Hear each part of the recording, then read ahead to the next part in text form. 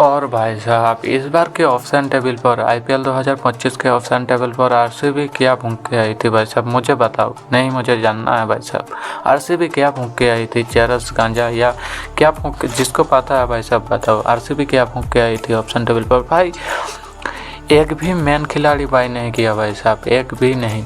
इसलिए तो कप नहीं जीतते हैं आरसीबी ना, इसी वजह से नहीं जीतते हैं भाई साहब। यहाँ पर जब खिलाड़ी को खरीदने की बात आती है ना, तभी आरसीबी मतलब गड़बड़ा जाती है।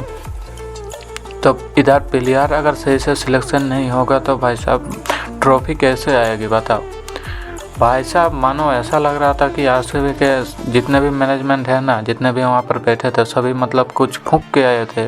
मुझे तो ऐसा ही लग रहा था भाई साहब, किसी को बाय नहीं किया, किसी को नहीं, ना के राहुल को, ना सिराज को, ना अय्यर को, ना पंत को, मतलब किसी को नहीं, स्टार को नहीं, किसी को बाय नहीं किया। जितने भी मतलब और भी विदेशी जितने भी नामी किया, जो भी अच्छे परफॉर्मेंस करते हैं T20, भाई किसी को बाय नहीं किया बताओ।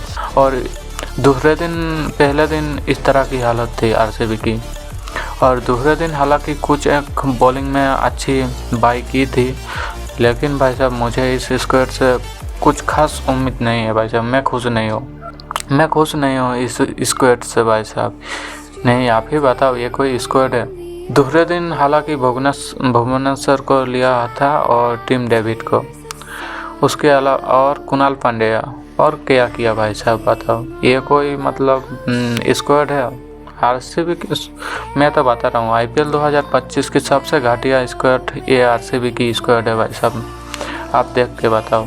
आरसीबी के अगर इस पर स्क्वाड की बात करें तो ओपनिंग में है फिल सॉल्ट और विराट कोहली, उसके बाद रजत पाटीदार, उसके बाद कुणाल पांड्या, उसके बाद Cheteshwar Sharma, Livingstone, team David, और बॉलिंग में है भुवनेश्वर कुमार, जॉस हेजलवुड, और एक क्या है भाई CS शर्मा, याहदयाल और स्वप्निल सिंह, इसी तरह का कुछ नाम देख लेना भाई साहब। मुझे तो कहीं पर दम कम, भुवनेश्वर पर ठीक है, और जॉस हेजलवुड ठीक है, विराट कोहली ठीक है, बस बाकी तो मुझे नहीं लग रहा, बाकी किसी में मुझे दम कम नहीं लग रहा आरसीबी के खिलाड़ी पर। बॉलिंग यूनिट देखा जाए तो बॉलिंग यूनिट थोड़ा सा ठीक है आरसीबी का। दूसरे दिन की बाई से अभी भुवनेश्वर और कुणाल पांड्या को बाई किया, इसलिए दूसरे दिन बॉलिंग यूनिट थोड़ा सा ठीक हुआ, लेकिन बैटिंग यूनिट भाई साहब है ही नहीं। आरसीबी का बैटिंग यूनिट आईपीएल 2025 में है ही नहीं भाई साहब, कोई नहीं है बैटिंग यूनिट में कोई नहीं है भाई साहब, मैं बता दे रहा हूँ।